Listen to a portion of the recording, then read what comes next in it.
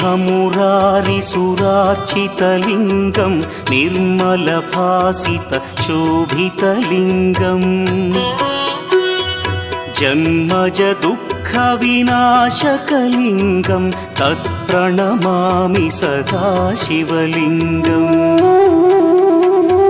देवमुनिप्रवरार्चितलिङ्गं कामदहन करुणाकरलिङ्गम्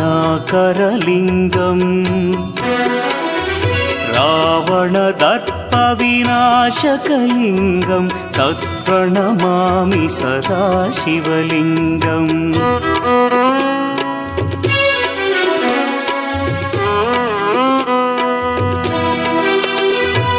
सर्वसुगन्धसुलेपितलिङ्गं बुद्धिविवर्धनकारणलिङ्गं सिद्धसुरासुरवन्द्यलिङ्गम्